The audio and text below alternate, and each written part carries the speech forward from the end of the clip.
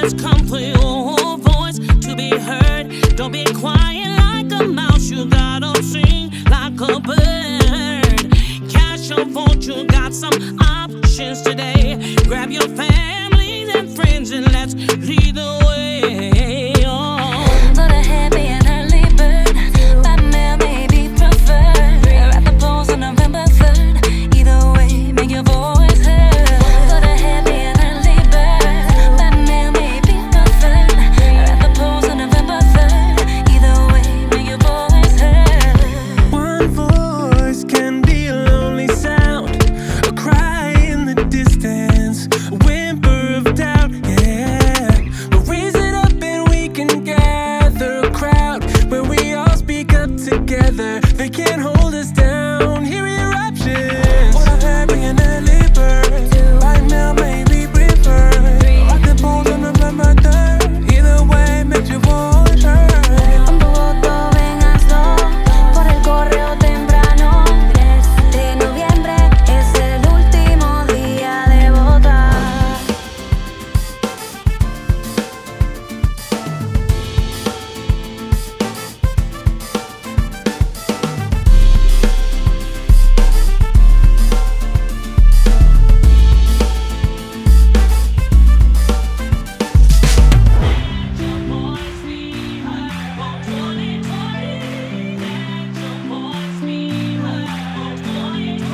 What do you need at a voting site? Just be a listener. License the D or Florida ID. Student ID with a card or a signature. The more visitors vote, the less prisoners we feel like. So revealed like hand mail in, your vote so November 3rd can feel right. Oh, yeah. What a happy and early bird. By mail may be preferred. At the polls on November 3rd. Either way, make your voice heard. Cuando voto vengaslo por el correo temprano. 3 de noviembre es el último día de votar. Protesting in the streets, yelling we want change, makes it loud and clear. There are things to rearrange. Register to vote now. Don't wait another day. Put the lawmakers in office who hear what we say. Go to the website voiceyourvote2020.com.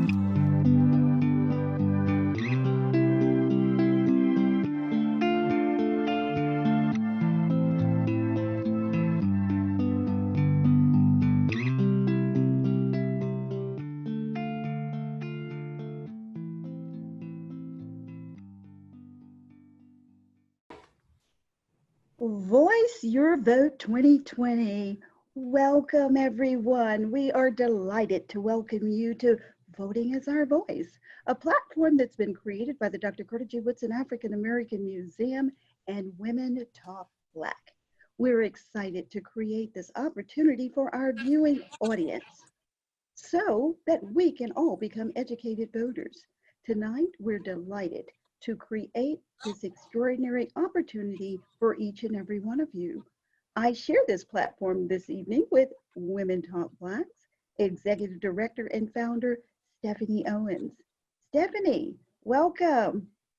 Thank you so much. Good evening, everyone. So I just want to give a quick election update. There are a few things that I want you to pay attention to before I dig into the election. I want you to look at the chat. I want to talk about the census. If you have not responded to the census, your response is extraordinarily important. Each response brings $7,000 into the state. And that money pays for services in our community. It pays for school lunches.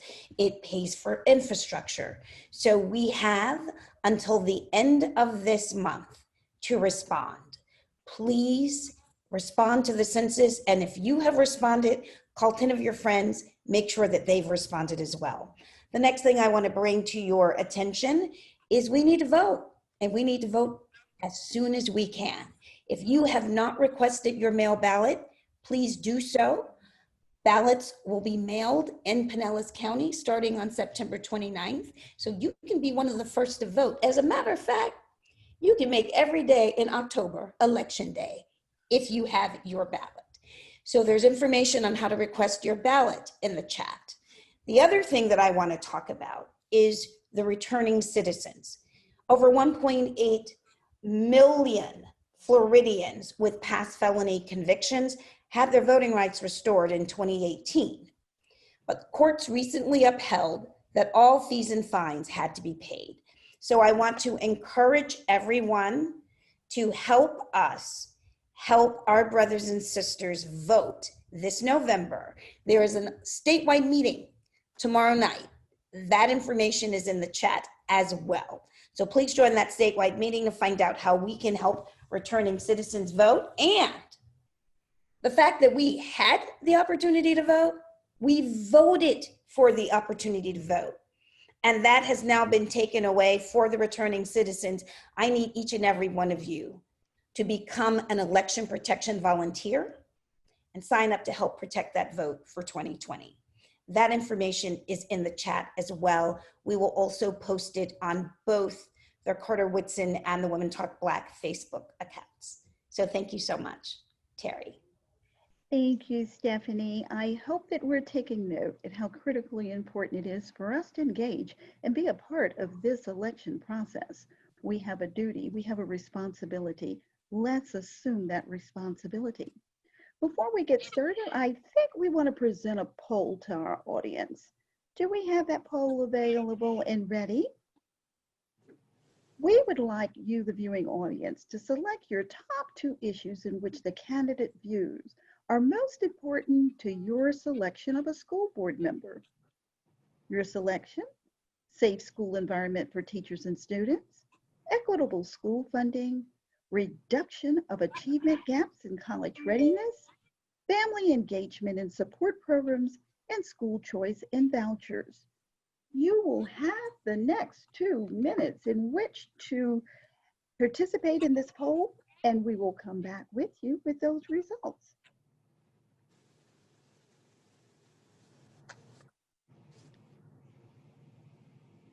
In the meantime, it is my honor to introduce to you tonight's host for this evening's forum. She's none other than Kimberly Jackson. Kimberly received her BA from Spelman College in Political Science and a Juris Doctorate from Stetson University. She practiced locally in St. Petersburg and gained a passion for nonprofit advocacy with family-oriented agencies. Following her daughter's diagnosis of Asperger's syndrome, she transitioned from her legal career to education.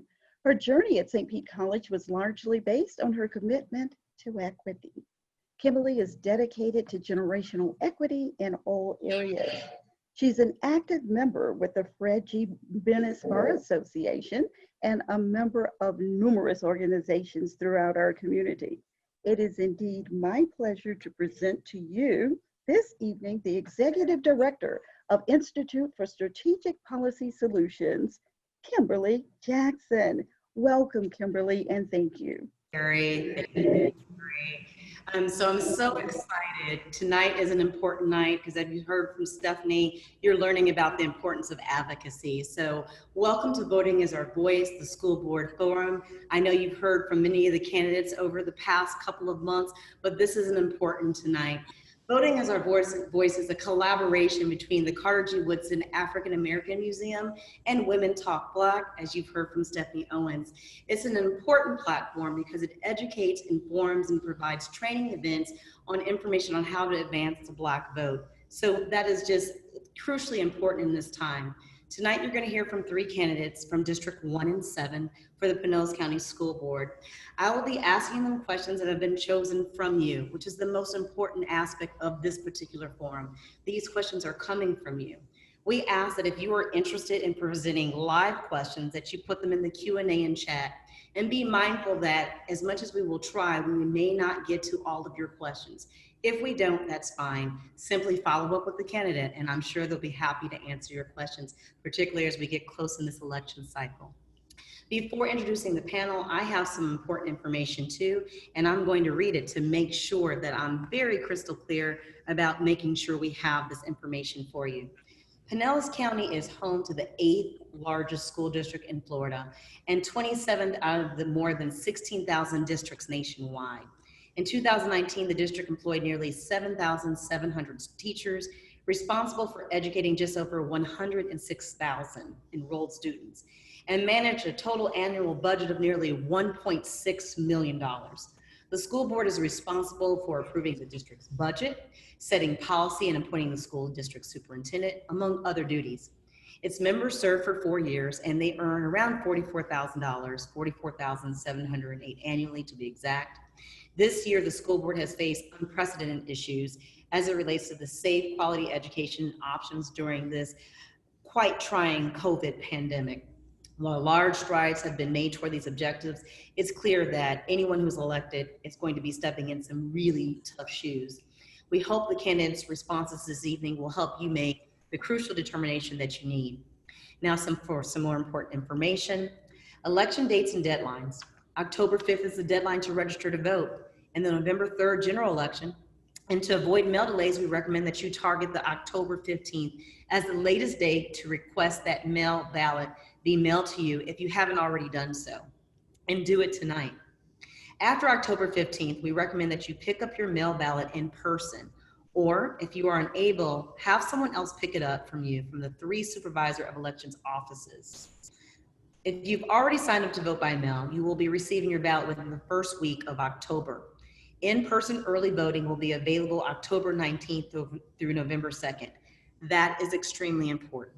In-person ballot early voting is October 19th through November 2nd, daily from 7 a.m. to 7 p.m. This year, there are 5 early voting locations in Pinellas County.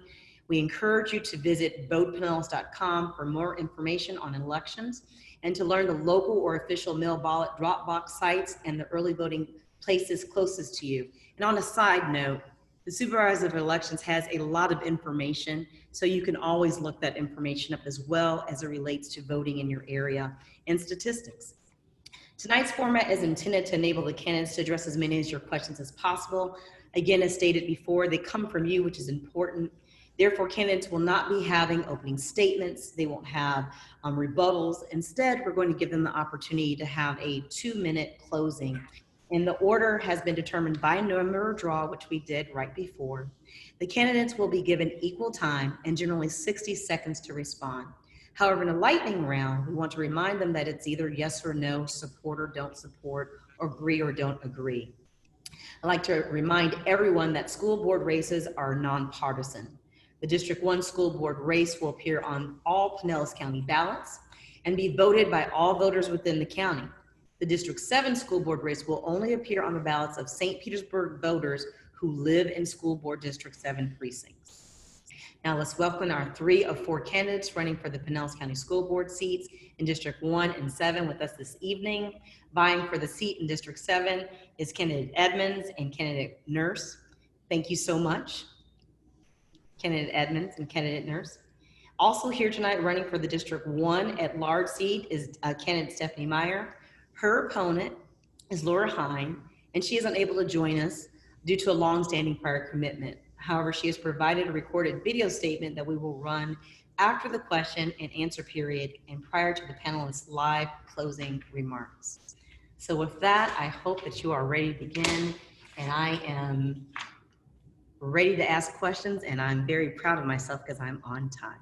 Okay, so we're going to start this first question round with first candidate Edmond, then candidate Nurse, and then candidate Meyer. So the first question to you, candidate Edmonds. The transition between middle school start time and high school start time is very difficult. Current high school start time is 7:10 a.m. and middle school start time is 9:40 a.m. That is a 2.5-hour difference. Is there any way to change this? You have 60 seconds. Working with our transportation department as well as our schools, we can try and alleviate or reduce some of that time. I know often the problem has been making sure that we had enough bus drivers to run the routes. So again, we'll have to look at how many bus drivers we have and see if it's possible. Thank you. Candidate nurse, do you need me to repeat the question? Nope. Thank you. Please proceed. You know, it's pretty straightforward. Today we largely schedule based on buses and bus drivers. The only way to narrow that gap is to increase the number of buses and the number of bus drivers. That's all really a matter of money. It means you have to find another place where you can save money. Frankly, I spend some time every day in business trying to find ways to save money, and I have a few ideas where we might be able to free up some money to help with that. Thank you. Candidate Meyer? This is one of the questions and concerns that I often receive from parents who are trying to navigate getting their children to school on time and in a sequence of some sort. And so I would have to say that, again, you know, we're not in a place right now where we can increase budgeting based on COVID-19. I just don't think that we have the ability to ask our Pinellas County community members and taxpayers for a tax increase right now. So I think we really need to take a good hard look at our budget in this new COVID environment and figure out where we can trim some and save so that we can, you know, award and redirect some funds toward these really important issues that parents are really struggling with. And I think this is one of them, especially amid the pandemic. We really need to get our families want and need to get back to work, and we need to streamline this process for them. And so if that means that we need to take a good hard look at our budget and trim some areas so that we can redirect the funds into busing and making sure that we have the appropriate support staff, I'm in favor of that. Thank you, Candidate Meyer. I have to say, over the past week, I've spoken to approximately 50 either educator, parents, and sometimes children, and this was a top question, so thank you for your responses. Candidate Nurse, we're going to start with you this time. How can we create more racial tolerance and get rid of stereotypes that kids of color face? Well, it seems to me this is really about creating a culture of inclusion. And it runs from race to language to men and women. And, you know, it's a great challenge for America. It would help if we had a president that did not speak racist terms, but that's really way above our pay grade. But I think in each school, you know, we can create a culture of inclusion. And the school board plays a role in that. So I think those are that's where you start.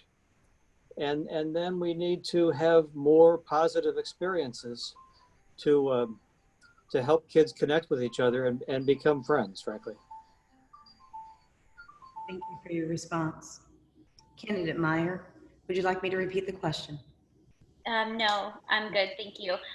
So I think this really comes down to some basic principles of good values, and their love, unity, respect, tolerance for one another, and loving our neighbors, caring for each other no matter what. And you know, this is something that many of you already know. I'm a teacher as well, and I teach in a school where we have a diverse population, and it all comes down to just being respectful to one another and loving each other and going beyond the outward appearances and the decisions we make in our life, and just recognizing that we're all human and that we all have the right to life, liberty, and the pursuit of happiness. And it's as simple as that. And that's something that I would bring to the board because it's something I model every day in my life. And I think our board members also need to model that. Our teachers as well, our administration, we all need to model that for our students. Thank you, Candidate Meyer. Candidate Edmond, you are last. Your thoughts? Our district has began the process of establishing this culture by facilitating and offering the Equity Champion certification with our educators who provide professional development within their schools, as well as throughout the county. Something additionally I would like to see is that every child, regarding their sexual orientation, race, or religion, or any other identifying characteristic, that they're able to see themselves in our curriculum. I think that would be extremely helpful. We talk about characters of the month and morals, but our school system, we have the weight of ensuring that our children our students understand these core values of diversity and inclusion. Thank you so much. And again, I'm going to remind and encourage you all to put any questions, any of our viewers to put questions into the Q&A. Again, we'll try to get to them at the earliest convenience after we go through the questions that have already been submitted. Thank you all so much for your responses. The next round of questions will start with candidate Meyer, then followed by candidate Edmond, and then nurse. Question: how can we make online students feel more included in the classroom environment in the high school setting? I know I will add to that as a working mother and a mother who is on this platform because I don't have any other choice, and who also has a child with special needs. The online platform is extremely challenging. So I'll repeat the question: how can we make online students feel more included in the classroom environment, particularly in the high school setting? Thank you, candidate Meyer, if you'll begin. Thank you. This is a big problem and it's across the board, but I will address it specifically in the high school model. Look, we cannot be teaching, our teachers cannot teach these students simultaneously with 20 plus students in the classroom as well at the same time online. It's just not, it's not conducive to the learning environment for anyone. And so I think that's step number one. Number two, we need to task and put the pressure on the Florida Department of Education to process teaching certificates much quicker than the snail's pace that they're going at right now. I will tell you, I just went through the process. It was entirely excruciatingly lengthy, and it didn't need to be, especially since they told me right away, hey, you've met the requirements, you were gonna give you your certificate, and it ended up taking just an exorbitant amount of time. And so we need to do something about that. We need to work with Tallahassee, make sure that they are understanding the needs in our communities. And we have a need, we have a teacher shortage, and we've got to make sure that we have teachers in place. So that's number one. Number two, we need to allow, teaching virtually can be meaningful. We're seeing it in other platforms. But again, when we are asking teachers to both monitor 20 plus students that they're in front of, and then also have some sort of meaningful engagement with 20 plus students that are watching online, we just know that that's just not possible. I've done it. And again, I want to reiterate the fact that, listen, I'm one of the only, I'm the only candidate in my race that is actually taught virtually through COVID. And so we need to be fair, and we need to make sure that we are doing our due diligence, both at the state level and at the local level, to ensure that education is our first and foremost priority. Thank you, candidate Meyer. I appreciate your response. Candidate Edmond, the same question, I'll repeat it. How can we make online students feel more included in the classroom environment in the high school setting? We can help online students in the high school setting feel more included by partnering them with a face-to-face student. I've been looking at various models used across the nation when it relates to simultaneous teaching, and there are some ways to try and make it work. I do think it's important to emphasize that this is extremely challenging, and our educators and our parents did not sign up for simultaneous teaching. What our school board can do moving forward is go back to the bargaining table and work with the teachers union to ensure that everyone's on the same page and that the people teaching simultaneously have the resources that they need to support all learners. Additionally, we have teachers that took personal leave because they felt it unsafe to be face-to-face. Our district has the opportunity, again, to work with our union and see if there's a way to bring back those teachers that requested personal leave and ask them if they're willing to teach virtually. This would alleviate some of that. No, please finish. I don't want to interrupt you. This would alleviate some of that stress. Thank you for your response. Candidate Nurse, same question. Online Well, learning. I think first you have to acknowledge that the first goal of the school system this year was to prevent widespread outbreaks of COVID-19. And so the system they put together does that. And that's where we have to start, candidly. I will tell you that everybody is having to learn technology, and it's really technology on the fly. The system that we used in the spring I think widely was viewed as not very effective. And so we've changed the technology. And so teachers now have about 2.5 or 3 weeks of experience with this, and the students have less. So there is a learning curve that's operating for both teachers and the students. I think one of the things that teachers are beginning to learn that they're going to have to do as a practical matter is teach to the kids in the classroom for a part of a class. Let those kids do some studying and then flip to the online so that they can address the online students directly and have some back and forth with them. I don't think it's practical to expect a teacher to be able to stay at her desk, engage with the students in front of her, and engage with as many as 15 students virtually at the same time. And so I think that's about what we're going to have to do in the near term. There are a few cases where it's going to be possible to I think with some of the largest rooms to both social distance and have teachers teach only kids in front of them, and then some others only virtually. But this is a tough challenge, and we're in the early part of this learning curve. I think each of you all have adequately addressed some of the stress, and we have to also be mindful that many teachers have families and kids, and they are also doing the hard work of homeschooling as they're trying to homeschool others. Again, it's been enlightening speaking to about 50 families, and a lot of them teachers, and what they've expressed about the challenges. The next question is very similar. We're going to start with candidate Edmond, candidate Nurse, and candidate Meyer. And that is, what resources would you implement for families who select the virtual option or e-learning only and are struggling to comply with school requirements as a result of COVID? Candidate Edmond? I think by providing families with tutorials and scheduling one-on-one appointments as their schedule meets will help with some of the technological challenges that families are facing. The school district does have the help desk hotline available, and schools are taking phone calls. I know as an educator working in our public schools that we do have some resources available. It's just a matter of ensuring that everyone knows how to connect with those resources and that they find them extremely helpful. Thank you so much. And I want to just remind our audience that even though you can't hear it, our candidates hear a bell.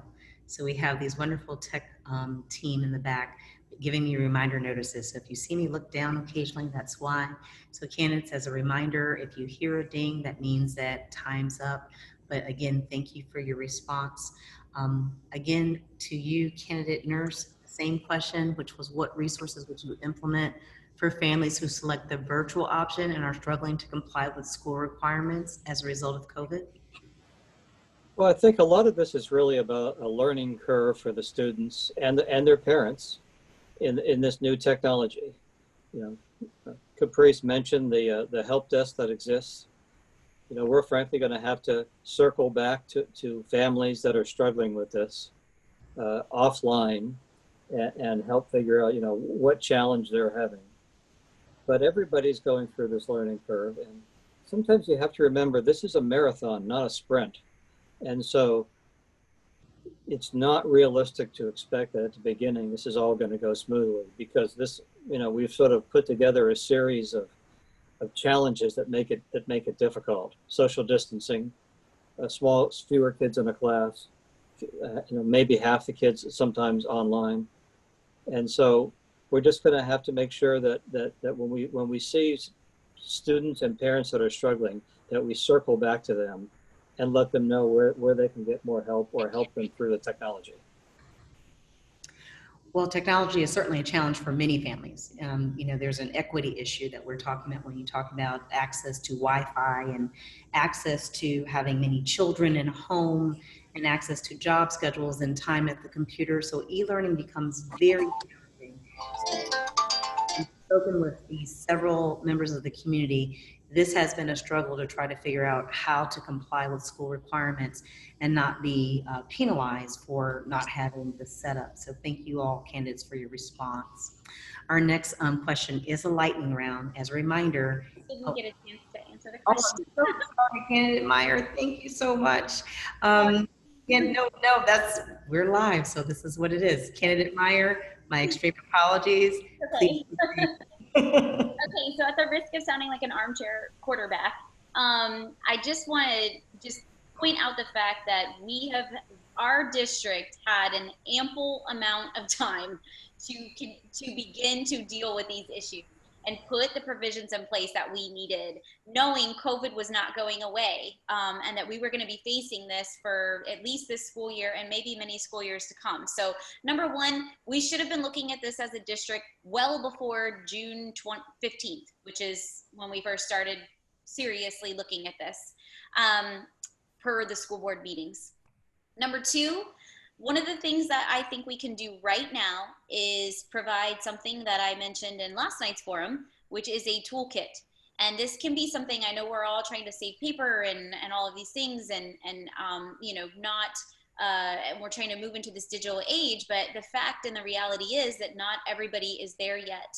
And not everybody will be there. I still use a paper calendar. So with that said, I think we need to make some sort of toolkit, some sort of maybe packet that can be sent home for our children that are doing virtual, that they can complete this work at home. Maybe they can get access to a textbook that they can check out, or whatever that looks like for their particular school. Maybe they're, you know, and depending on their age.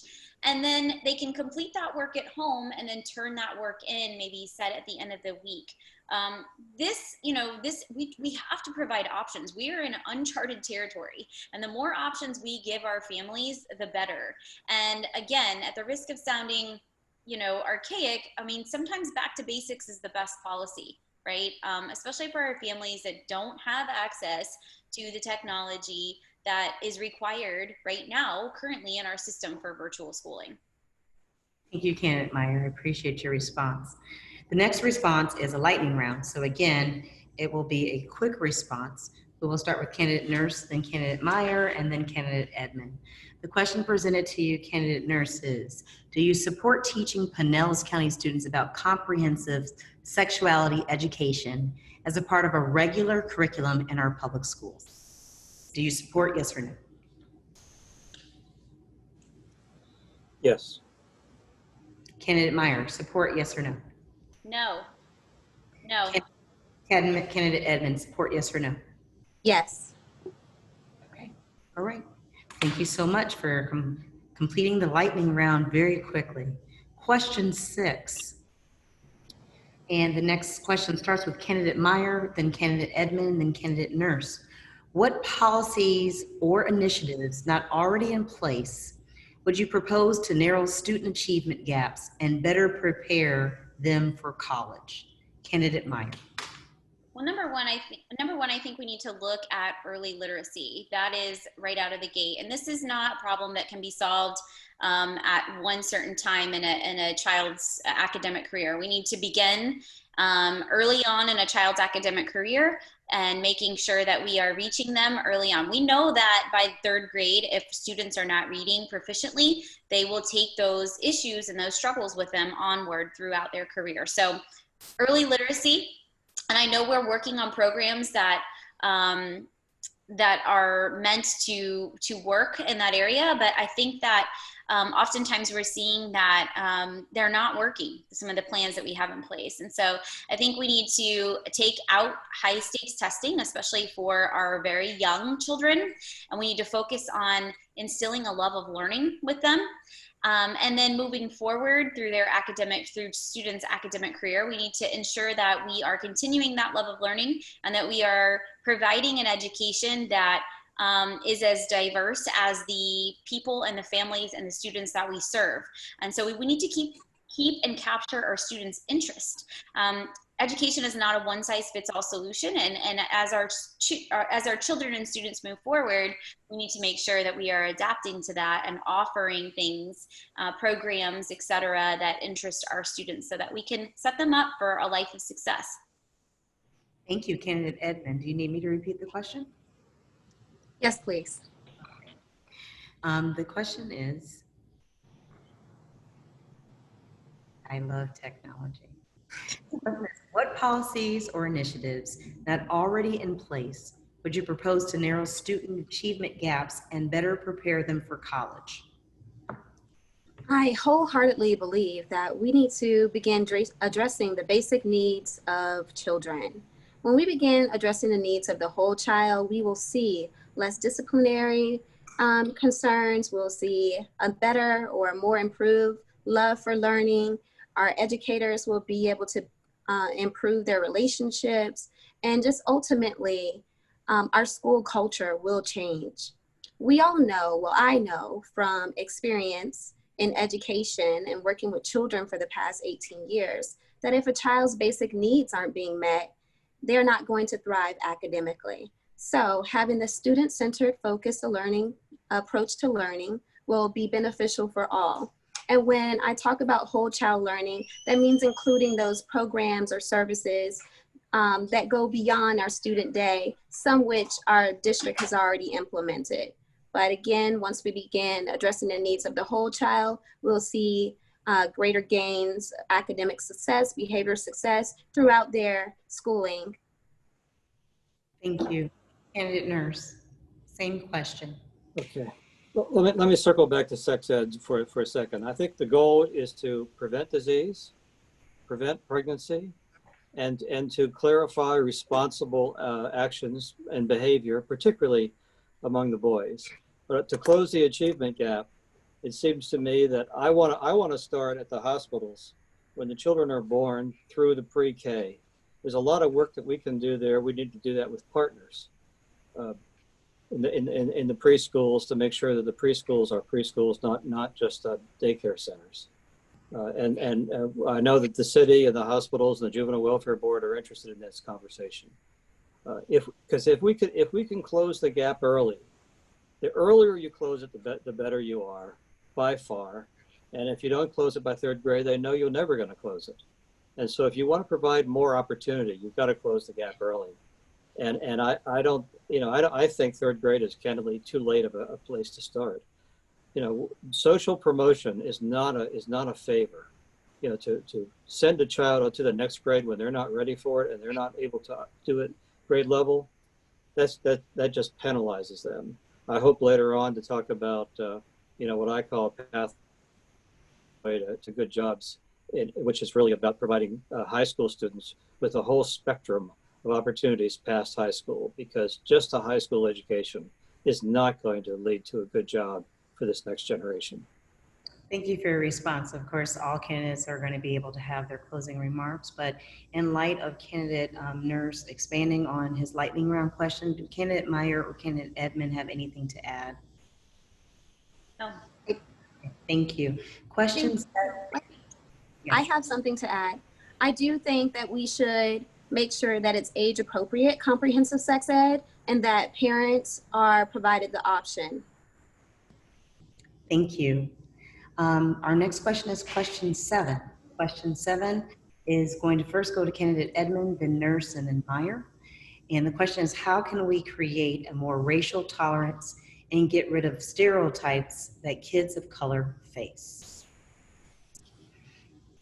Being a woman of color and a woman that has attended our public schools from elementary to high school, this is something that is extremely important to me. Oftentimes we don't see minority or enough minority educators. And as I mentioned earlier, I think it's important that all students see and are exposed to diverse curriculum, diverse values, just so they're able to see themselves in our curriculum and understand that the stereotypes, we are breaking glass ceilings, we are phenomenal. And being a role model, having role models available for our students, that's extremely important as well. Thank you. Candidate Nurse, the same question. Do you need me to repeat it? No, it's fine. Thank you. I think rather like when I was on the city council, the city made a pretty aggressive effort to recruit minority police officers, and you go where they are, and so we should be recruiting at the historically black colleges as a starting point, and do a much better job recruiting at USF as well. In addition to that, I think it's important that we look at our social science courses, particularly history, and to make sure that we're teaching history that is an inclusive history. You know, the cliche is that history is taught by the victors, and we do suffer from some of that. And so if we did a better job teaching history to understand that, you know, the spectrum of what's happened and who contributed and such, and who did bad things, I think that could be helpful. And then we need to be particularly conscious of the need to allow upward mobility for our new recruits, so that we don't allow just the assumptions, you know, of the past as to who could be an assistant principal or a principal or a guidance counselor or an administrator. I think those are the kinds of things that will move us in the right direction. Thank you. Candidate Meyer, do you need me to repeat it or are you okay? No, thank you. Thank you. So as a history teacher and someone who is actually doing this work in my school, and I'm teaching a very diverse group of students as well, I have firsthand experience with this, and this is something that's very near and dear to my heart. Black history is American history. Hispanic history is American history, and I could go on and on and on. American history is all of our history, and it must be taught from that perspective always. And this is something that I model in my classroom. It's something that I really pride myself on. And I've seen despite the hard stuff that we talk about in history, because we must be real with our students about the true history of the world and of the country and all of that, there's so much unity displayed in my classes despite all of our differences. And I think that that's the narrative that we need to teach while we teach real, factual, evidence-based history to our students and in our classes. I would also add that making sure that, in particular with our African American community and students, we need to make sure that we highlight the true champions of African American history in this country. One of my favorites is Sojourner Truth, and her contributions to American history and to the founding of this country and the abolitionist movement are just remarkable to me. And I think these stories and the stories of many others need to be retold to our students. And I think that this is something a strength that I bring to the board, because I am trained and educated in history, and I'm doing the work. I teach history as well. Thank you so much. Our next question, we'll start with candidate Nurse, then Meyer, then Edmond. And that's question, what is your position on the current structure and implementation of Florida's school choice and voucher programs? And do you feel they are serving the best interests of Pinellas County's children and families?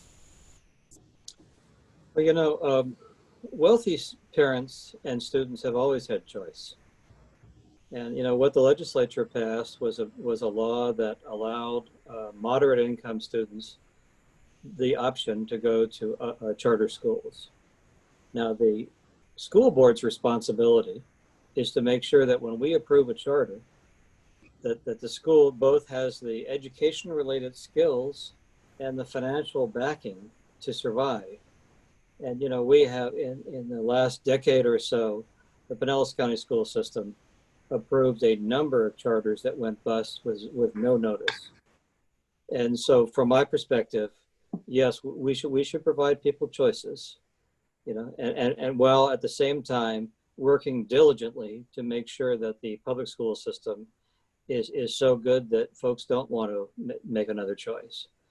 But when you have schools that are really, really struggling, every parent who will want the opportunity to send their child to the best school they can. Thank you. Question, candidate Meyer, you're next.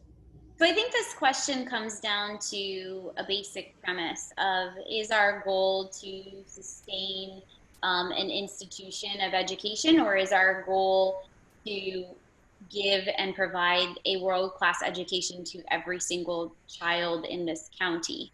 And so, with that said, I think that the answer to that was a resounding: we must make sure that every child has access to a world-class education coming down from the state. And that's why we saw the voucher program instituted here.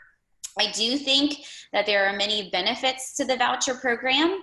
I personally know many families who are, their children came from the public school system and they were struggling and there were issues, their needs were not being met.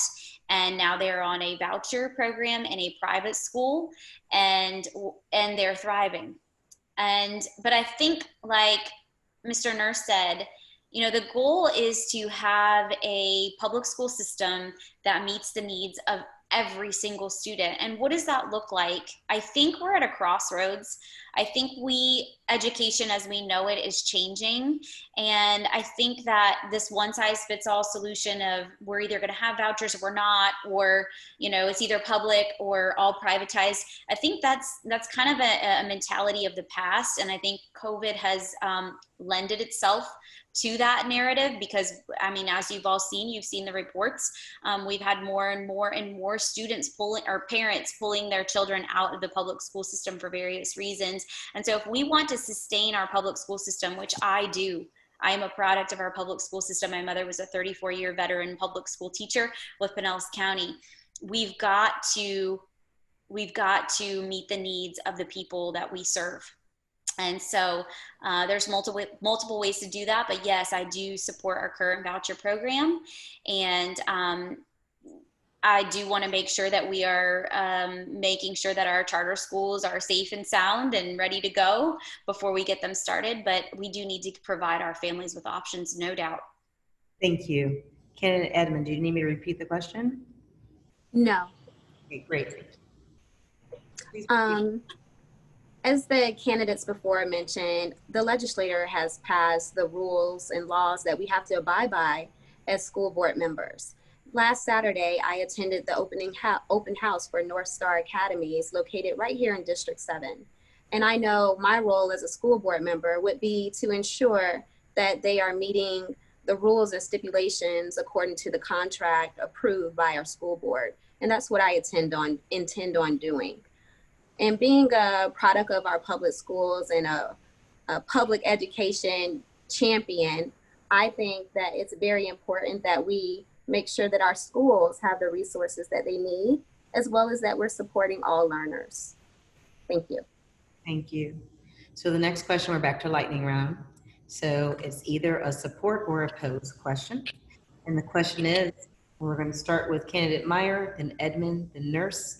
And so candidate Meyer, Pinellas County voters will get a chance in November to continue the school district's special property tax that bolsters teachers' pay and the arts program. Do you support the tax? Yes. Okay. Same question, candidate Edmond? Yes. Same question, candidate Nurse? Yes. Thank you. Okay, we are moving right along. The next round of questions will go first to candidate Edmond, then Nurse, then Meyer. And this question is a little bit lengthy, and so bear with me as I read it. Tell us about a time you had to make an important but unpopular decision and your process for making the tough decision and then gaining support from stakeholders. Candidate Edmond. So this goes back to being an educator.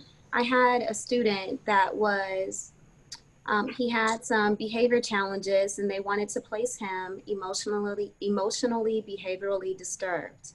And I felt wholeheartedly that the student did not need to be placed in the EBD unit. He would be able to thrive with the right support related to the whole child approach that I've been talking about.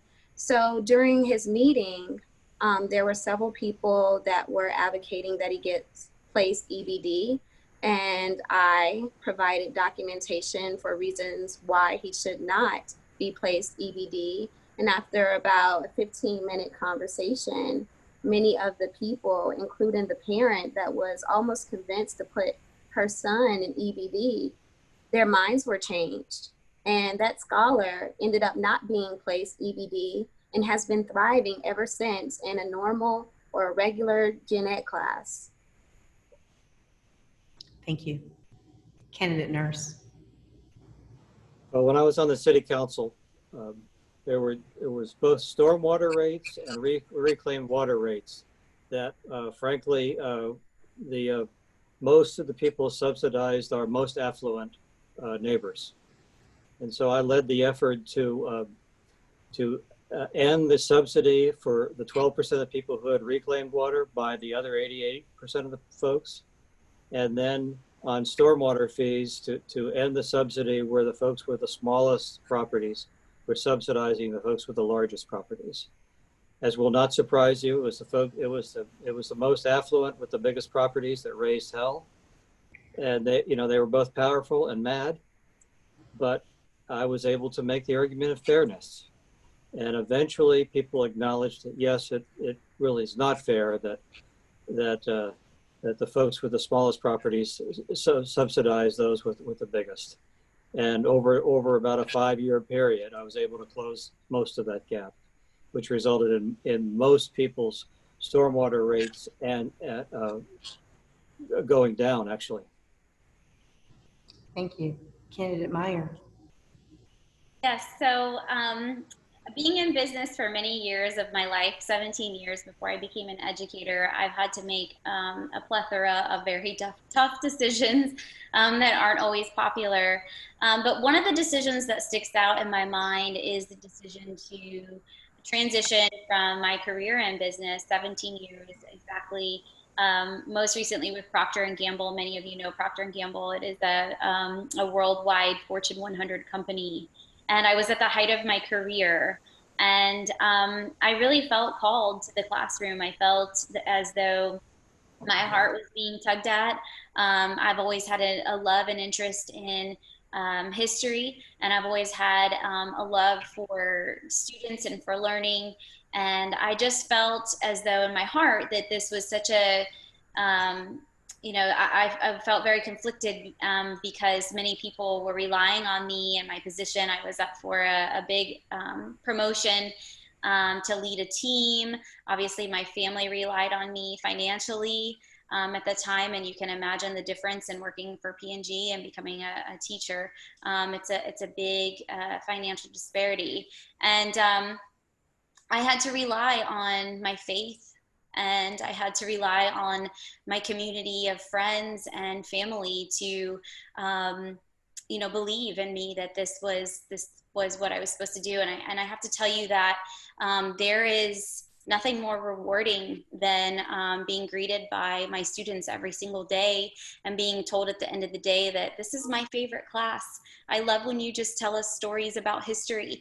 And I know that I'm doing the hard work, and despite what happens on November 3rd, I was called to this for a reason, and it's just such a rewarding thing to be a teacher and be an educator, and I'm proud of that decision to walk away from corporate America. Thank you all for your responses. So we're now to the point where we have a couple of more questions left. Candidate Nurse will be first, then Candidate Meyer, then Candidate Edmond. This is an important question for me because it's about policy, and policy is a process. How would you foster open, respectful communications with county staff and the community at large to facilitate effective working relationships and meaningful policy development? Candidate Nurse? Well, policy development goes off the rails when it's announced. What's most important is that you involve the parties at the beginning. Well, it's just an idea. And I passed dozens of proposals through the city council. But I will tell you that most of the time, what ended up passing was different than what I suggested initially, because I benefited from the input of my colleagues, and it became a team victory. And so I think you can create that kind of culture where you involve the parties at the beginning, listen to their input, and usually, my experience was that usually we found a consensus that we could all support. But it's a different approach, and it does take a little bit more time. Thank you. Candidate Meyer. Can you repeat the question for me? Absolutely. Absolutely. So this is a policy question. How will you foster open, respectful communications with county staff and the community at large to facilitate effective working relationships and meaningful policy development? Okay, great. Thank you. So throughout my tenure in business, particularly with P&G, that is what we thrived on. That was our central focus as marketing and salespeople, and we worked together collaboratively as a team. And so this is something that I am very familiar with, and something that I actually thrive in. I love lifting others up. I love helping others, and I love learning from others. I think that we all have something to offer, and we all have opinions and strengths that we can bring to the table. And so I think that, you know, this makes me a great candidate because I've worked in this environment for many years where it was a collaboration. And again, I too, I believe in the value of something that Mr. Nurse said. You know, when you're working on a board, we have to rise above the political rhetoric and all of the sort of heatedness that's happening in the outside world, and we need to work with each other. I've had the opportunity to meet many of the board members, and I think that we will make a great team, and I look forward to working with them. Thank you. And Candidate Edmond, do you need me to repeat the question, or are you okay? Can you repeat the question? Yes, I can. That's a long one. How will you foster open, respectful communications with county staff and the community at large to facilitate effective working relationships and meaningful policy development? Great question. I am excited that for the past 18 years, I've been building relationships with not only community organizations, but city officials and county commissioners, as well as a broader range, which I can talk about at a later time. During this campaign, I have met many other elected officials and people that are responsible for transportation, our parks and recs, and they're all ready to collaborate. They're all ready to do what's best for our children and families. And I'm looking forward to connecting with them as your next school board District 7 member and bridging the gap that we've had between our school board and local municipalities. I'm also looking forward to working with colleagues and sharing with them the challenges as well as the strengths that we have right here in District 7 and how we can make education better for all by connecting with our local and county officials. Wonderful. Thank you for your response. We have 2 questions left. I thank you all for your patience because you've complied with all the rules, and that's wonderful. So our next question order is Candidate Meyer, then Edmond, then Nurse. What are your ideas for family engagement and parent involvement in a COVID-19 environment? And how will parents, teachers, and community organizations be involved?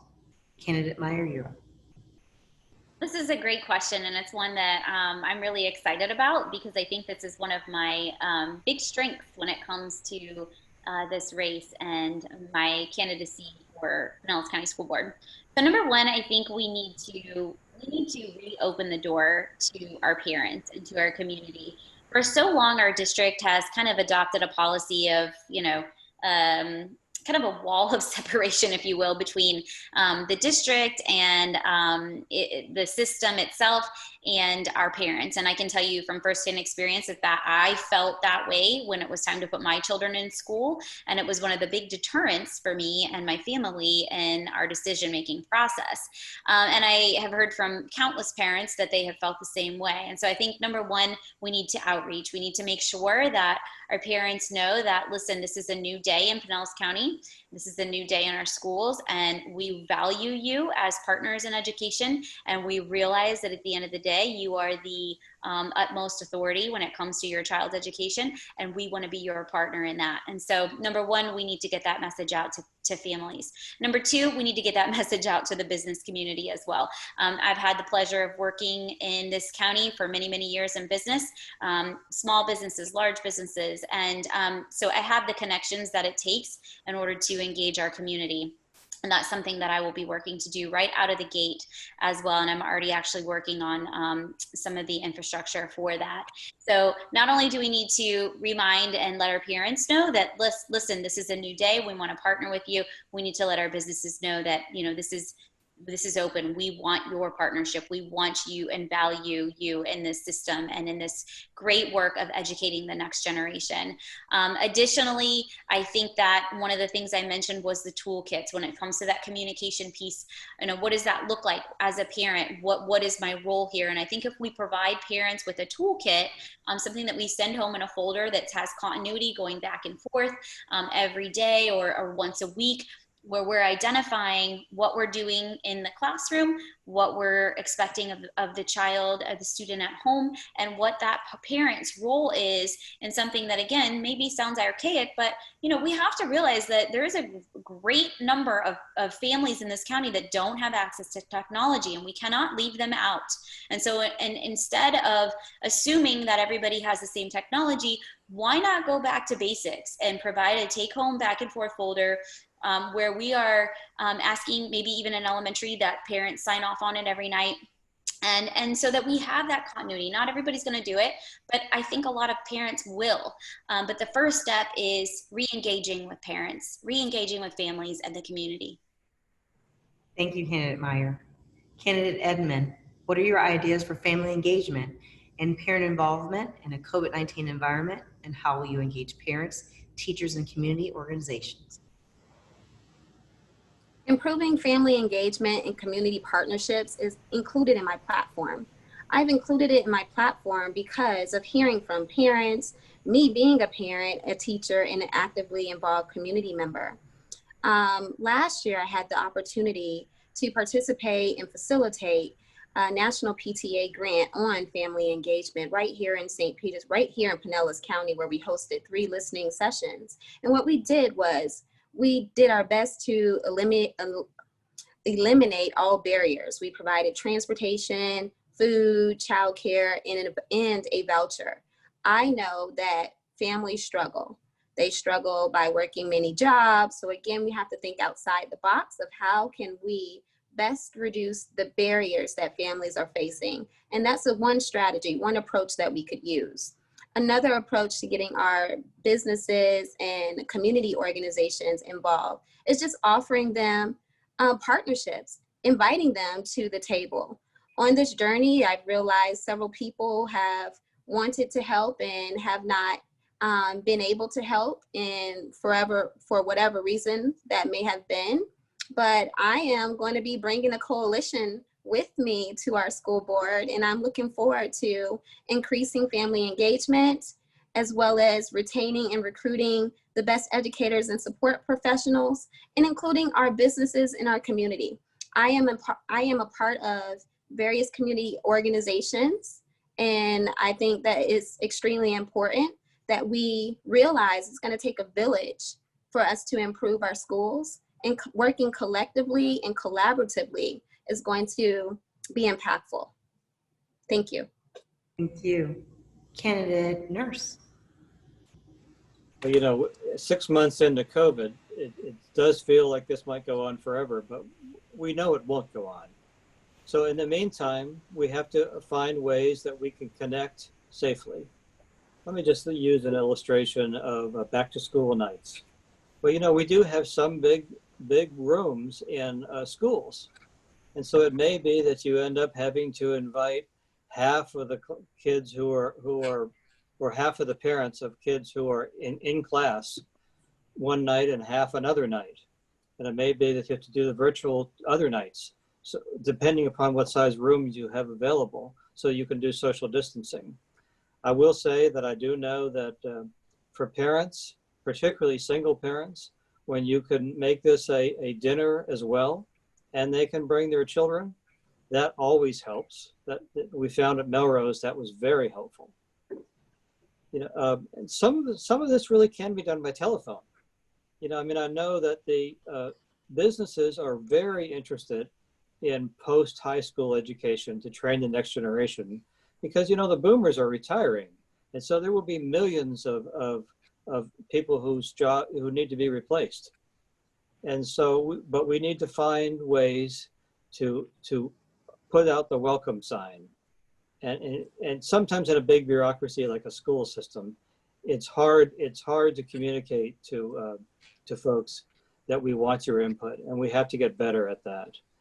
And you have to use all the technology, but also conversation. I mean, think about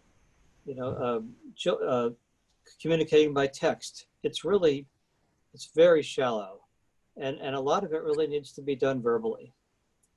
So I think those are a few things to do. Thank you so much. We are at our last question. So I'm going to ask the candidates, of course, to be mindful of the time and to hear that little beep that I can't, but I'm getting reminders to tell me to remind you all. After this, of course, we have candidate Laura Hine. You'll see a video. She's with District 1, as is candidate Stephanie Meyer, and that will come on immediately after the response to the last question. So the last question, the order will be candidate Edmond, then Nurse, then Meyer. And of course, I hope you all can still hear me. Then of course, the next section will be closing remarks, and the order that was named initially that we did before. So I'm sorry, someone said they lost my audio. I want to make sure everyone can hear me. Thumbs up, everyone can hear me still? Wonderful, thank you. So then the last question, starting with candidate Edmond, is, as a school board member, how would you promote the teaching of history that accurately represents the histories of all peoples in our nation? Please proceed. I would ensure that we have our history teachers at the table and making these decisions as well when we are looking at curriculum. Oftentimes we go with, the best price when sometimes that's not the best choice for our students. So again, making sure that we have some history experts looking at our curriculum before we make those decisions. Thank you. Candidate Nurse. Well, it really starts with the books that we use. And so the school board does choose the books. And so when we choose history books, we need to look through the lens of African American, Hispanic, women, Native Americans, and because otherwise you just get the same old. I mean, to me, the great irony was that I had teachers of history that wanted to teach 6 weeks on the battles of the Civil War, when the Civil War was very important, but it really wasn't the battles that was important. It was what went on for the next 100 years. And so I think that's part of where you start is with the books, but you have to be conscious of, are we including everyone? I mean, if there will be Hispanic Americans in the Southwest who said, you moved your country. I was in my country, you took it over. Thank you, Carl. Candidate Meyer. So again, I think this is so incredibly important, and if given the opportunity to serve on the board, this is something that I would focus very much so on, and it's something that is part of my platform. Number one, I think we need to, again, and I've stated it earlier, but American history is all of our history. It's African American history, it's Native American history, it's all of the people that came to this country. And so we need to make sure that it's inclusive and that it is fair and honest, and that it is based in historical evidence, fact, rooted in primary sources, not conjecture. We need to make sure that it is backed by historians on all spectrums, on all sides of the aisle. We need to make sure that it is inclusive. And It can be, and this is something that I'm doing, and this is something I'm very proud of, and I surely hope to have the opportunity to serve on the board, because this is something that, as I've stated, is very near and dear to my heart. This is something I'm already doing, and I would really like to contribute to this conversation because it is well needed and incredibly important. Thank you, Stephanie. Thank you to all the candidates. Of course, there's going to be a video that appears. As soon as the video ends, we'll go into closing statements. First up, candidate Nurse, then candidate Meyer, then candidate Edmond. Thank you all for your patience and for following the time period. Hi, I'm Laura Hine, a candidate for the District 1 or county-wide seat on our Pinellas County School Board. I came alive to today's issues in our public schools more than 5 years ago when our oldest son was coming of age for school. I was awakened to the gross inequities in educational opportunities for children, the challenges our educators and families face, and the opportunities that we have to positively impact the lives of children, families, and teachers. As a mother and as a veteran who does not turn away at the sign of a challenge, I decided to get involved. We chose to send our children to our zoned public school, which was a Title I letter grade D school with 74% economic disadvantage and 50% minority students. I started a nonprofit to bring community awareness and support, then became president of our PTA, accomplishing a great deal with a great team of teachers and parents. I learned from the teachers at our school, from parents, from Academy Prep. I've met Jeffrey Canada with Harlem Children's Zone. I've studied educational models, engaged with Foundation for Healthy St. Petersburg on their equity work with our school district, our legislators. I have been to Tallahassee on education, and in 5 years, I have done and learned a great deal. From this, what I believe we must do is drive for equity and excellence in all of our schools, not just some of our schools. Eliminating the achievement gap in the school to prison pipeline for our Black and Brown students is a must, and providing the top level of academic experience for all ages to include expanded early childhood education. We must trust, value, inspire, and liberate our teachers, shift from this anesthetizing database mindset to an awakened whole child strengths-based mindset, allowing our teachers to lead their classrooms with trust and autonomy. And we must know and make effective our $1.6 billion in taxpayer resources. Should I be successful in this election, the first thing I intend to do is to set up roundtables across the county to hear from you. From a range of families and school and community members. We've done so much talking for a few months now, and I have a great deal of experience and a great number of ideas, yes, and I am ready to listen.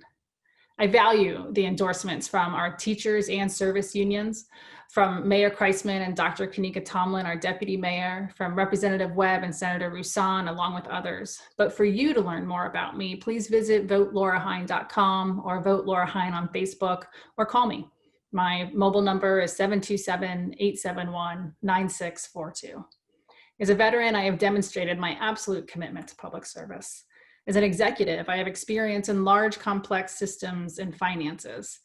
And as a parent with 2 young children in Pinellas schools now, I have shown up, and I will not settle for less than excellence for all of our schools. I'm Laura Hine, and I ask for your vote for Pinellas County School Board. All right, with that, we'll begin with candidate Nurse with closing remarks. I believe the goal of a school system is to help every child reach their potential. There are 2 areas where I believe we need to invest more time, money, and to make this happen. First, we need to ensure that kindergartners are ready for 1st grade before we promote them. It is no favor to a student to promote them if they're not ready for the next grade. They will only struggle. Second, a high school diploma is not enough to earn a middle-class living. Most students, 60%, do not get a BA degree. I believe we need to make a path to good jobs for all high school students. This includes apprenticeships, internships, certifications, 1- and 2-year college programs, technical programs. All of these can provide a path to a solid career. Now, how do you make this happen? Well, part of what the school board needs is a diversity of skills. To improve a school board and prepare the next generation to earn a good living, we need a school board with somebody who has managed budgets, who has managed people. You know, we have a school board that has a $1.6 billion budget.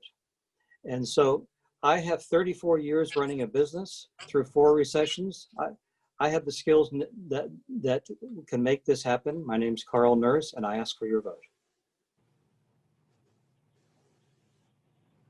Thank you, Candidate Meyer. Thank you so much for your time this evening and for your willingness to engage in this important conversation as it relates to education in our county. I am a Pinellas County native. I am the wife of a first responder. My husband is a firefighter. I grew up here. My mother is a 34-year veteran teacher with Pinellas County Schools. I followed in my father's footsteps shortly after high school and engaged in a career in sales and marketing. And I worked my way up without a college degree, by the way.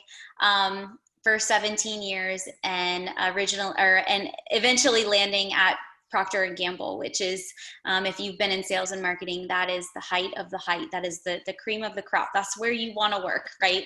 And I walked away, and I walked away from it all because doing the real work is getting in the classroom and knowing what is happening on the ground, being in with the kids, being immersed in education.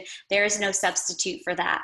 And so I'm proud to say that I'm the only person in my race for District 1 who has actually stepped into the role of a teacher and done the real work and done the hard work and made the sacrifices both financially and time-wise, not just for myself, but for my family. If you elect me to this seat, I promise to always do what is best for every single student in this county. That is my only motivation. And whatever that looks like, I'm willing to do. And I think that my willingness to step away from a six-figure year career to step into the role of education demonstrates that. So I humbly ask for your vote. For more information about me and my platform and my background and my family, you can go to votestephaniemeyer.com. And I have many of my endorsements are listed there, but the truth is that the most important endorsement is your vote. So I humbly ask for that on November 3rd. Thank you. Thank you, Candidate Meyer. And then Candidate Edmond, thank you for your time, your closing remarks. Thank you very much for providing this opportunity for us to share or answer questions from the community. As a parent, educator, child advocate, and actively involved community member that has been advocating for children in education on a local, state, and national level, I find it extremely important that we elect a highly qualified candidate that's going to continue to put our children in education first. I have a master's degree in educational leadership, a master's in elementary education, a bachelor's degree in psychology, and a certification in infant family mental health. When we talk about our $1.6 billion budget, we have to make sure that we have someone that knows where we need to be allocating those monies, that knows how the district has given away or thrown away money over the past 6 years. I am that candidate. I'm advocating for equity in education for all students, equitable funding and resources for all schools. It can be obtained.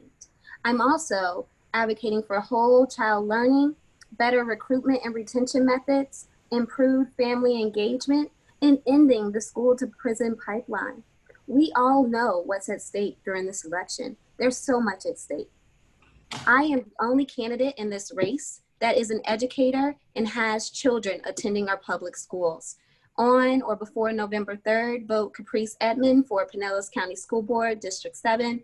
For additional information, you can visit my website, edmondforeducation.com. Thank you. Thank you. Thank you, Candidate Nurse. Thank you, Candidate Meyer. Thank you, Candidate Edmond. I think it goes without a doubt that we understand the importance of this election, and voting matters. It's the great equalizer. I want to thank the Carnegie Woodson African American Museum and Women Talk Black for hosting this forum and connecting the more than 34 partners who are willing to endeavor over the next 2 months to make sure that people understand the importance of their vote and speaking. I want to thank the candidates for your hard work. Running a campaign is not an easy task, and I want to thank you for your commitment to our children. As one of you all said so eloquently, regardless of what happened, What you're doing matters. And I want to thank the community who are engaged. Continue to advocate, continue to learn, continue to participate in these forums and vote and bring others with you. Thank you for your time. ISPS, as you can see behind me, is a partner. For more information on our institute, which is a nonpartisan think tank for St. Petersburg College, please visit isps at spcollege.edu. With that, I'm going to turn it back to Terry Scott, and thank you so much for the opportunity to engage and advocate. Kimberly, let me start by thanking you so very, very much for being such an extraordinary facilitator of tonight's event. We're indeed grateful for the role that you played in beautifully facilitating this wonderful forum. To each of the candidates who are present tonight and to the one who's absent, our hats are off to you. We are just thoroughly impressed with what you bring to the table, but more importantly, your willingness to take on such an important role in this community. Education is the lifeline to all things. And with that, it's such an extremely factor and role, and the oversight is critical. So we applaud you for your willingness and your desire to undertake such a meaningful task. To our viewing audience, thank you, thank you, thank you. Educated voters are the ones that will make the difference. We're hopeful that the platform tonight has created opportunities for you to better understand those who seek the office for which they would like to represent you and your family members for. I'm Terry Lipsey Scott, Executive Director of the Dr. Carter G. Woodson African American Museum, who has partnered again with Women Talk Black, Stephanie Owens, founder and Executive Director. There are so many activities that we have planned around this extremely important time in our history, and we're hopeful that you all will remain engaged, making yourself available so individuals might know and understand who you are, what you represent, and your willingness to do for our community. Coming up in the month of October, we're excited about activities that we're looking to kick off as we have most recently partnered with the Rays. Activities will occur the entire month of October in the Rays parking lot. We're most excited about the fact that there will be a drop-off box at the trop. So we will be rolling to the trop in order to drop off our ballots and to also gain wonderful information from those who are actually a part of this electoral process. With that, I'd like to say thank you and pass this torch to Stephanie. Stephanie, would you close us out, please? Absolutely. I want to thank the candidates for your time this evening. It's very important that people understand your positions and your voices and your perspectives. So thank you for sharing that time with us.